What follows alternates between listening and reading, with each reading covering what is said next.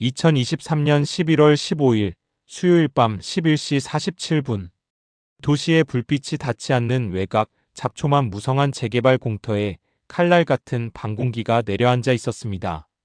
야간 근무를 마치고 집으로 향하던 한 운전자의 눈에 어둠 속에서 무언가 아른거리는 것이 포착됐어요.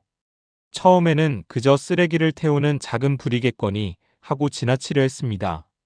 하지만 이상하게도 불길은 더 커지지도 그렇다고 사그라들지도 않은 채 끈질기게 제자리를 지키고 있었죠.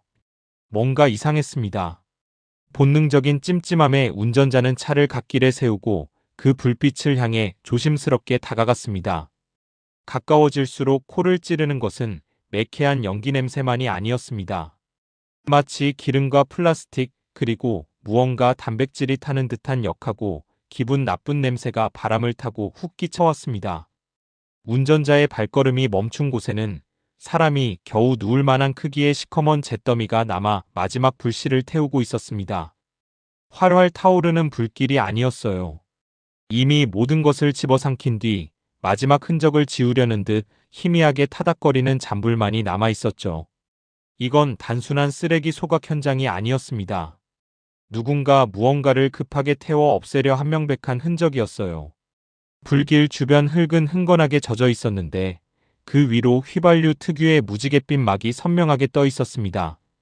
명백한 방화였습니다. 운전자는 뒷걸음질 치며 떨리는 손으로 112 버튼을 눌렀습니다. 곧이어 사이렌 소리가 정막을 찢으며 경찰과 소방차가 현장에 도착했습니다. 소방대원들이 얼마 남지 않은 불씨에 소화액을 뿌려 순식간에 진압하는 동안 수사관들은 손전등을 비추며 주변을 샅샅이 살피기 시작했습니다. 그리고 그 중심에 이 도시의 온갖 흉악범죄를 다뤄온 베테랑, 강력계 최 형사가 있었습니다. 최 형사는 잿더미를 내려다보며 굳은 표정으로 입을 열었습니다. 휘발유 말고 연소 촉진제까지 쓴 것 같군. 아주 흔적도 없이 태워버리려고 작정을 했어. 그의 날카로운 눈은 잿더미 속에서 무언가 다른 질감을 발견했습니다. 그는 조심스럽게 핀셋을 들어 까맣게 타버린 잔해들을 헤집기 시작했습니다. 그러자 그 속에서 형체를 알아보기 힘들 정도로 녹아내린 금속 조각 하나가 모습을 드러냈어요. 값비싼 가죽 벨트에서나 볼 수 있을 법한 묵직하고 고급스러운 디자인의 버클이었습니다. 그리고 그 옆에서는 완전히 타지 않고 남은 손톱만한 천 조각이 발견되었습니다.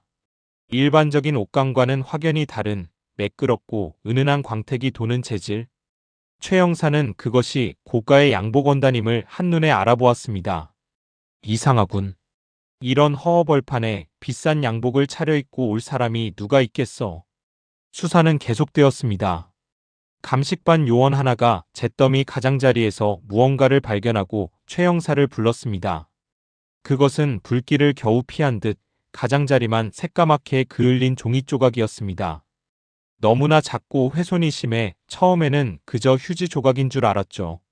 하지만 조심스럽게 펼쳐본 최 형사의 미간이 꿈틀거렸습니다. 종이 조각에는 숫자의 배열이 희미하게 남아 있었습니다.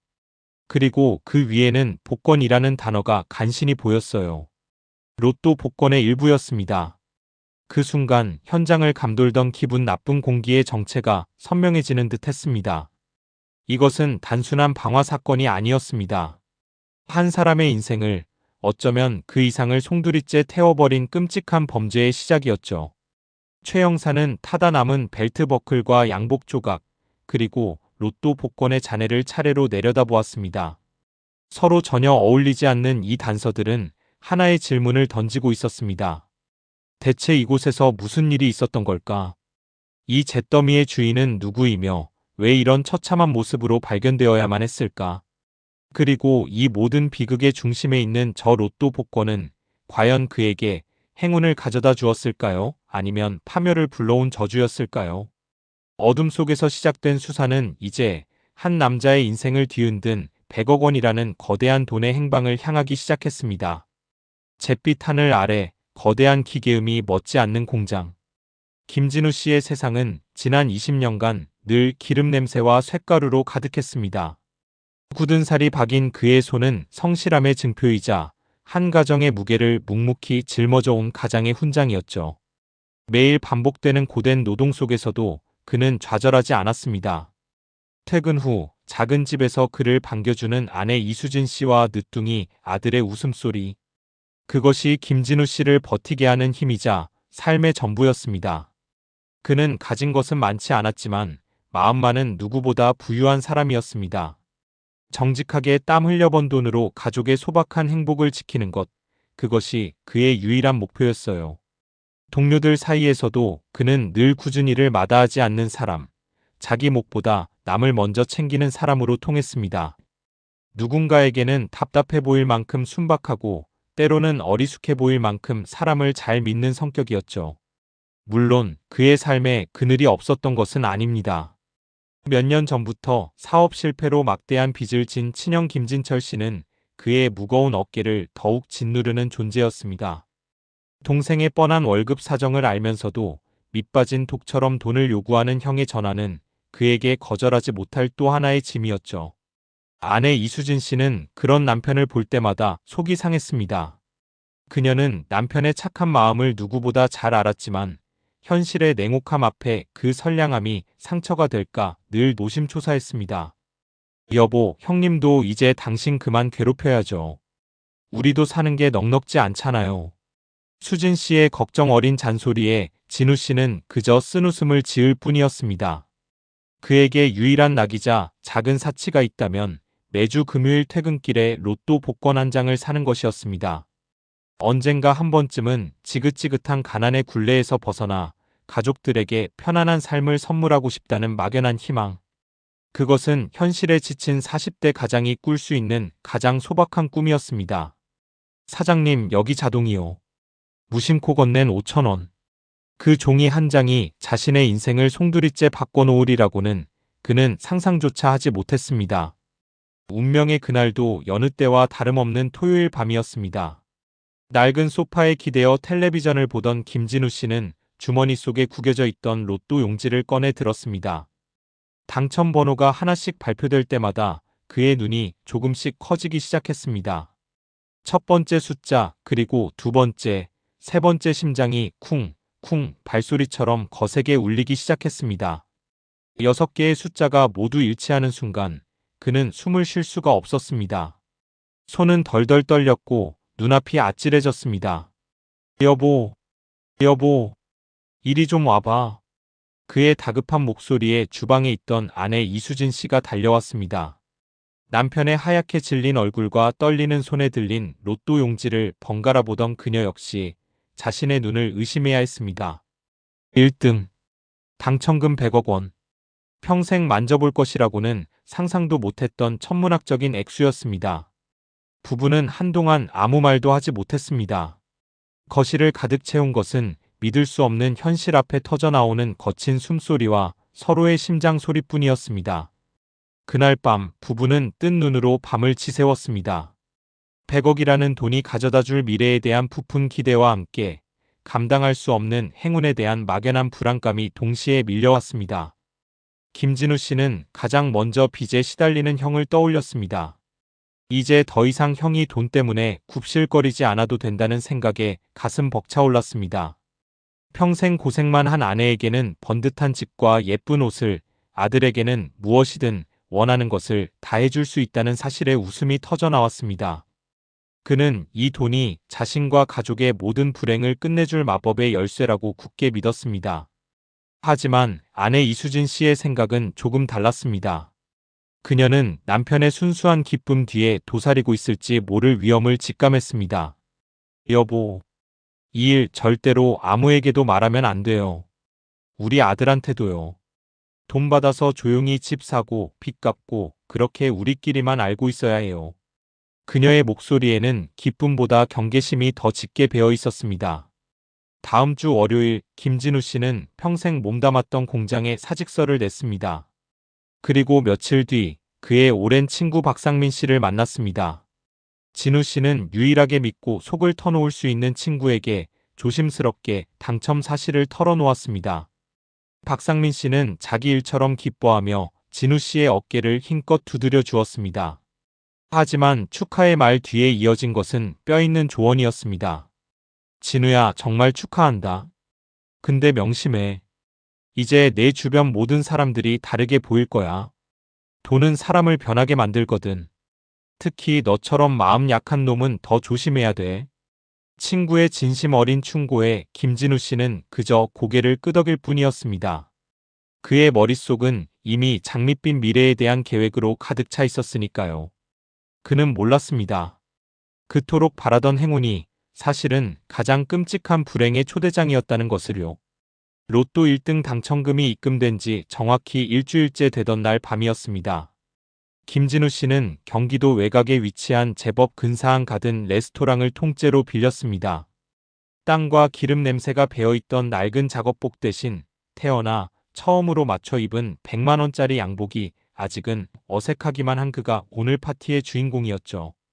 그의 얼굴엔 어색한 미소만 걸려 있었습니다. 하지만 여러분, 그 미소 뒤에 드리워진 불안의 그림자를 눈치챈 사람은 아내 이수진 씨뿐이었을까요? 파티의 시작은 더할 나위 없이 화기애애했습니다. 값비싼 와인이 오갔고 테이블 위에는 평생 구경도 못 해본 고급 요리들이 끝없이 펼쳐졌습니다. 평생을 빚에 쪼들리며 살아온 친형 김진철 씨는 연신 동생의 어깨를 두드리며 목소리를 높였습니다. 이야, 우리 진우. 이제 김 사장님이라고 불러야겠네. 내가 이럴 줄 알았어. 너는 어릴 때부터 될 놈이었어, 될 놈. 그의 과장된 칭찬은 낯 뜨거울 정도였지만 순박한 김진우 씨는 그저 형의 칭찬이 고마워 멋쩍게 웃기만 했습니다. 하지만 아내 이수진 씨의 눈은 날카롭게 형님, 김진철 씨를 향해 있었죠. 동생의 당첨 소식이 알려진 직후부터 하루가 멀다 하고 찾아와 돈 이야기를 꺼내던 사람이었으니까요. 진우야, 형이 요즘 괜찮은 사업 아이템을 하나 보고 있는데 말이야. 초기 자본이 진짜 딱 5억만 있으면 대박이 날 사업이야. 이건 뭐 그냥 돈을 길바닥에서 쓸어 담는. 결국 진철 씨의 입에서 본심이 터져나오자 분위기는 순간 싸늘하게 식었습니다. 김진우 씨가 뭐라 대답하기도 전에 아내 이수진 씨가 와인잔을 내려놓으며 입을 열었습니다. 아주버님, 오늘은 그냥 진우 씨 당첨 축하해주는 자리 아니었나요? 사업 얘기는 다음에 천천히 하시죠. 그녀의 목소리는 차분했지만 그 안에는 단단한 가시가 박혀 있었습니다. 진철 씨의 얼굴이 순간 굳어지는가 싶더니 이내 억지 웃음을 지으며 물러섰습니다. 재수 씨 말이 맞지. 내가 너무 급했네, 급했어. 우리 동생 잘 된 게 너무 기뻐서 그러지. 이 모든 광경을 말없이 지켜보던 한 사람이 있었습니다. 김진우 씨의 20년 지기 친구 박상민 씨였죠. 그는 잠시 밖에서 바람을 쐬고 오겠다며 김진우 씨를 데리고 나갔습니다. 레스토랑 테라스에 나란히 서자 박상민 씨가 무겁게 입을 열었습니다. 진우야, 정신 똑바로 차려야 한다. 저 돈, 내 돈이기도 하지만 이제 내 돈만도 아니게 된 거야. 모두가 자기 돈이라고 생각하고 달려들 거라고. 특히 형님 조심해라. 친구의 진심 어린 충고에 김진우 씨는 그저 고개를 끄덕였습니다. 그 역시 느끼고 있었으니까요. 돈이 생긴 순간부터 오랫동안 알고 지내온 사람들의 눈빛이 미묘하게 변했다는 것을요. 존경과 부러움 그리고 그 뒤에 숨겨진 시커먼 탐욕의 색깔을 말입니다. 알아, 상민아. 나도 알아. 근데 가족이잖아. 형이 좀 힘들게 살았으니까 내가 도와줘야지. 도와주는 거랑 뜯기는 건 다른 문제야, 임마. 너는 너무 물러터졌어. 지금처럼 어허허하고 웃다가는 뼈까지 다 발라먹히고 말 거라고. 박상민 씨의 목소리가 격앙됐지만 그건 진심으로 친구를 걱정하기 때문이란 걸 김진우 씨도 알고 있었습니다. 하지만 평생을 성실하게만 살아온 그에게 갑자기 닥쳐온 이 거대한 돈과 그 돈을 둘러싼 인간의 욕망은 너무나도 복잡하고 어려운 숙제였습니다. 파티는 다시 무르익는 듯 보였습니다. 하지만 이미 한번 그어진 균열은 쉽게 메워지지 않았죠. 김진철 씨는 보란듯이 다른 친척들을 붙잡고 자신의 사업 계획을 떠벌렸고 몇몇은 그 말에 솔깃한 듯 김진우 씨에게 부담스러운 눈빛을 보내기 시작했습니다. 마치 거대한 케이크를 앞에 두고 어떻게 하면 한 조각이라도 더 차지할 수 있을까 눈치를 보는 사람들처럼요.